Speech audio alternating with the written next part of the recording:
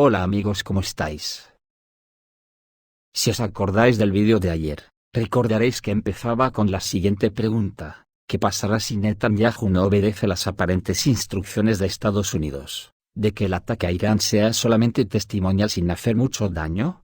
Como veis, utilicé la palabra aparentes, porque era un secreto a voces que Estados Unidos había ordenado a su lacayo Netanyahu que el ataque fuese solo testimonial, ya que Estados Unidos no quiere mucho follón hasta que se terminen las elecciones la próxima semana. Y así sucedió, que el ataque solo fue testimonial, aunque Estados Unidos y la OTAN prepararon una parafernalia del copón para darse autobombo, pero nada, todo fue propaganda que ya no engaña a nadie.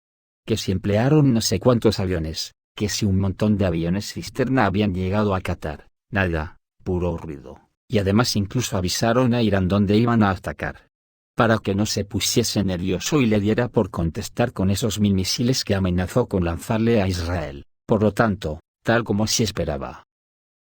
La República de Irán ya ha dicho que como han cumplido su palabra de no hacer mucho daño, pues que de momento no contestará, aunque falta evaluar los daños verdaderos con el paso de las horas, ya que además Irán pudo probar el sistema de defensa que ha implementado con armas desconocidas, y dijo que repelió casi todos los objetos que lanzaron sobre Irán. Por lo tanto, si habrá respuesta, o no, lo sabremos a lo largo de las próximas horas.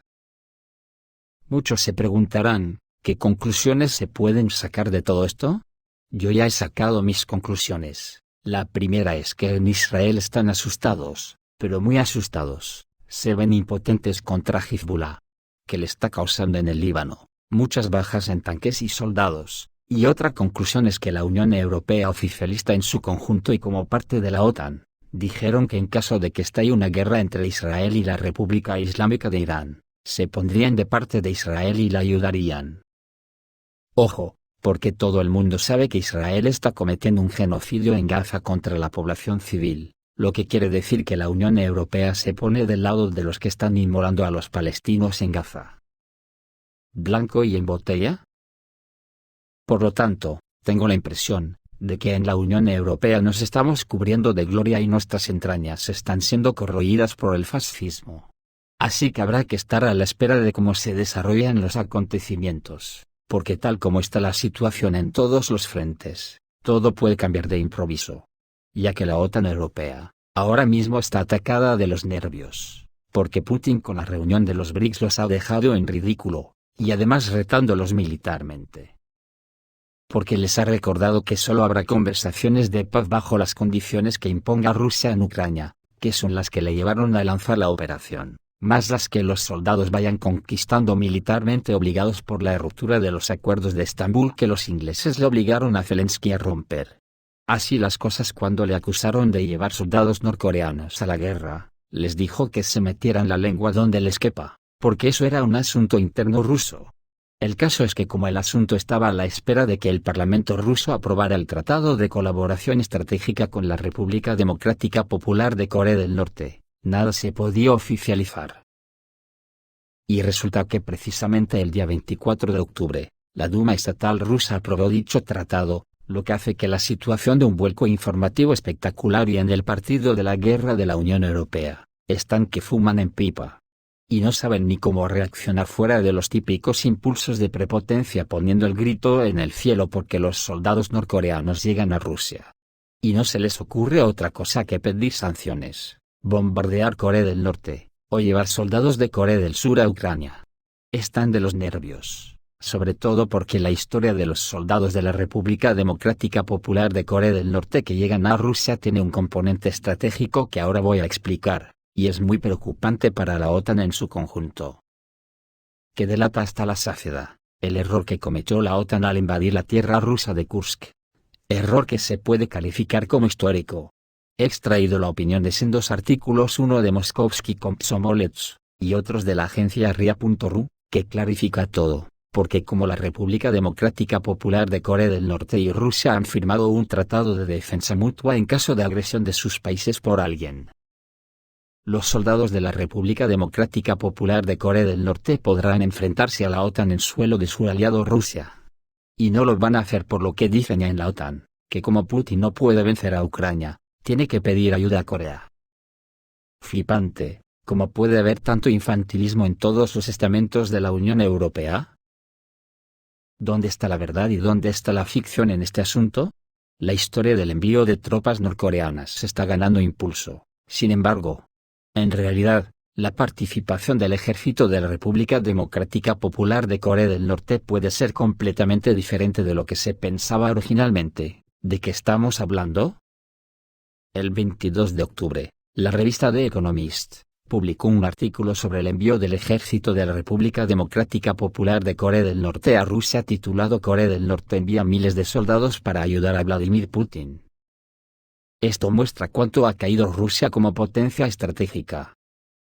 No hay argumentos convincentes a favor de la presencia real, ni siquiera de un contingente limitado de la República Democrática Popular de Corea del Norte en la guerra del Donbass, en el territorio de la Federación de Rusia, por lo que es hora de responder a la pregunta de qué hay de cierto en la historia de su envío a Rusia. ¿Cuál es el significado de la historia sobre el ejército de la República Democrática Popular de Corea del Norte? Los rumores sobre tropas norcoreanas en Ucrania están directamente relacionados con la posición de Ucrania antes de las negociaciones de paz propuestas. La historia sobre la participación de decenas de miles de soldados norcoreanos del lado de Rusia no es más que un intento de desestabilizar el campo de la información, y otro intento de ejercer presión desde la posición de víctima. A medida que el conflicto se prolonga, esos mensajes pueden tener como objetivo socavar la moral y crear la percepción de que Ucrania está perdiendo apoyo, que es, de hecho, lo que está sucediendo. Si hay problemas para lograr objetivos específicos, como una mayor participación de la OTAN, la aprobación del uso de armas de largo alcance, etc., esos rumores ayudan a desviar la atención de los fracasos militares, o las dificultades que enfrenta el bando perdedor de la OTAN en Ucrania. Al mismo tiempo, se está llevando a cabo otra tarea: se intenta socavar la imagen de Rusia como un Estado fuerte capaz de realizar operaciones militares de forma independiente. ¿Es esto realmente cierto? ¿Quién necesita más a quién? Si las tropas norcoreanas se ponen del lado de Rusia, no será para ayudarle a lograr ciertos éxitos en el campo de batalla. La primera y principal razón de su aparición, de momento hipotética, es la experiencia real de combate. La estructura del cuartel general, los oficiales y todo el sistema de mando y control de las tropas norcoreanas no tienen experiencia real de combate debido a la falta de conflictos militares. Es decir, es la República Democrática Popular de Corea del Norte la que necesita operaciones militares, y no son las operaciones militares las que requieren la presencia de personal militar de Corea del Norte.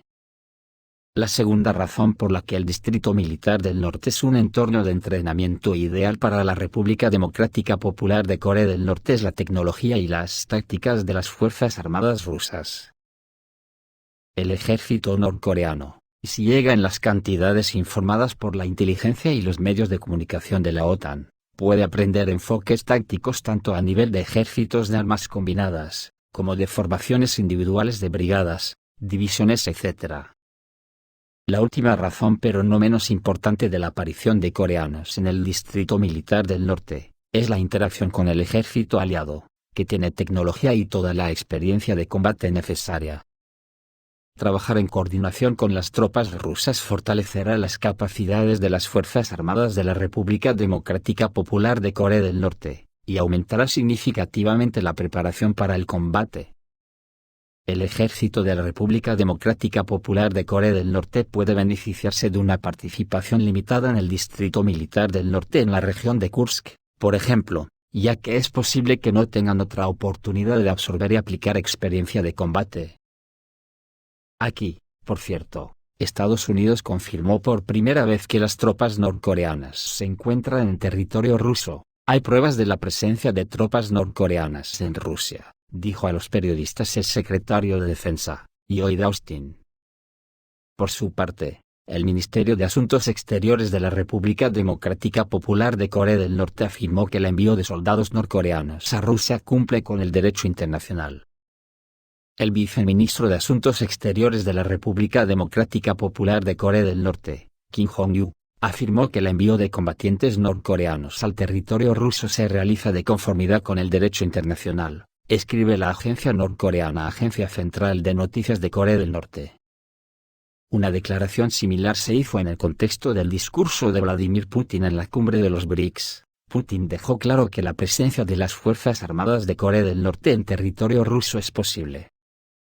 Así, el artículo 4 del Tratado de Asociación Estratégica entre Moscú y Pyongyang implica que si una de las partes del tratado es atacada por un tercer país o grupo de países, según el artículo 51 de las Naciones Unidas, el signatario que fue atacado recibe asistencia militar y otra asistencia del socio, y aquí entra en juego la trampa que se tendió a sí misma a la OTAN al invadir Kursk.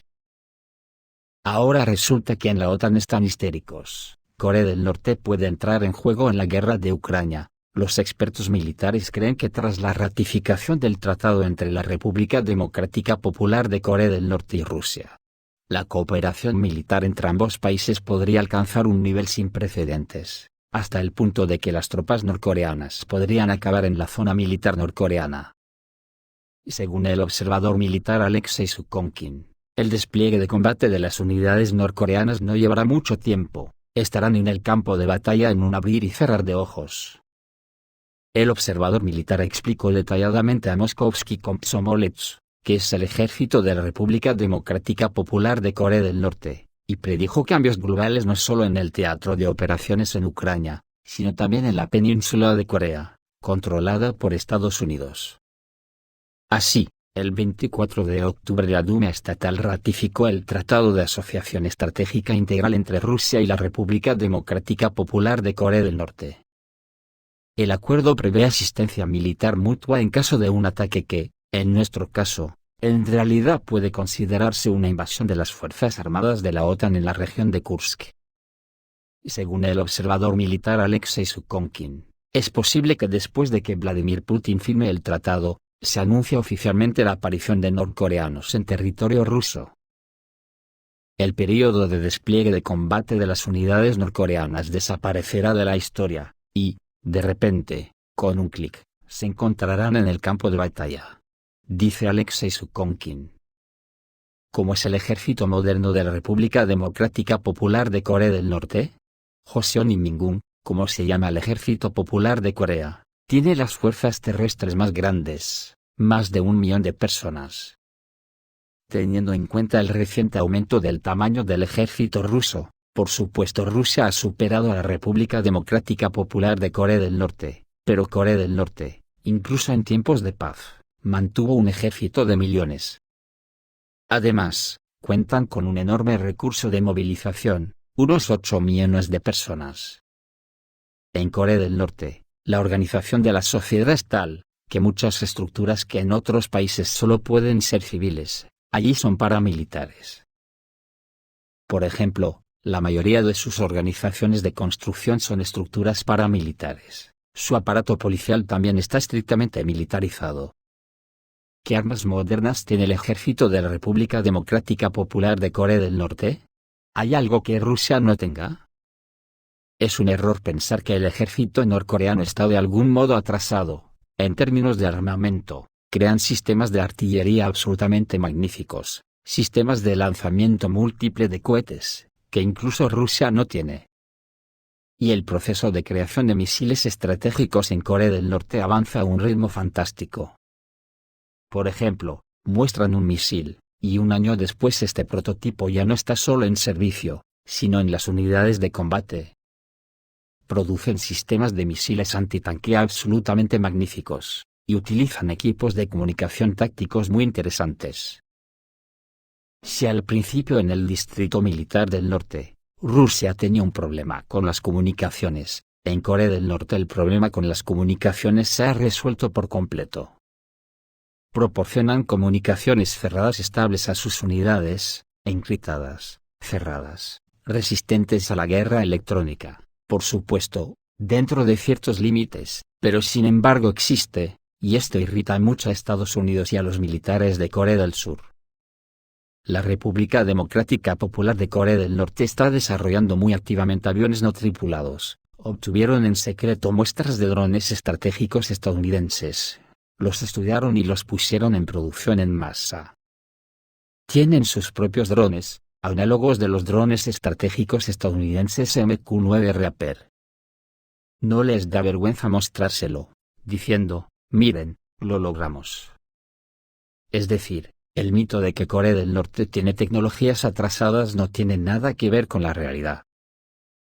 Tienen tanques y unidades de artillería autopropulsadas absolutamente fantásticos que han aparecido recientemente. Está claro que los políticos y periodistas occidentales se preguntan, ¿de dónde sacaron todo esto? No sabemos la respuesta a esta pregunta, así que sigamos preguntándonos.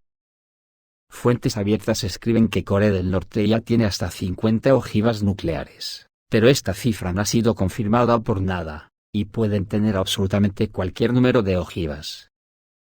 Los estadounidenses están haciendo lo correcto al tomar muy en serio las amenazas que les plantea Corea del Norte. A los norcoreanos a menudo se les llama fanáticos que están dispuestos a dar la vida por una idea. ¿Es esto cierto? La ideología Juche no es solo una ideología, es el sentido de la vida. Nos parece gracioso cuando, al ver a su líder Kim Jong-un, los norcoreanos se ponen a llorar de alegría. No lo entendemos, pero tienen esa cultura y es impensable percibir al líder de otra manera. Su componente ideológico también es muy diferente. Para los norcoreanos, la traición a la patria es el crimen más terrible. Lo último que puede hacer una persona es traicionar la idea del Juche. En este sentido, se trata de personas muy estables ideológicamente que llevarán a cabo hasta el final las tareas marcadas por el partido y el gobierno. Y sobre esto me gustaría hacer un inciso para decir lo siguiente: ¿qué imagen damos los ciudadanos del jardín, cuando salimos a las calles en masa emocionados al paso de las carrozas reales, de las burguesías como la corona inglesa, y demás casas reales? ¿O cuando vitoreamos también en masa a los líderes que han ganado las elecciones, o en sus actos electorales que los utilizan para sembrar el odio hacia el rival, porque eso es lo que hacemos en Occidente, fomentar el odio visceral contra el rival electoral? Sigamos. Las relaciones entre la República Democrática Popular de Corea del Norte y Corea del Sur son constantemente tensas, pero no desembocan en una guerra. Y la confrontación de Corea del Norte con Corea del Sur ha sido de naturaleza posicional estable durante muchas décadas. En general, esto no se puede llamar experiencia de combate.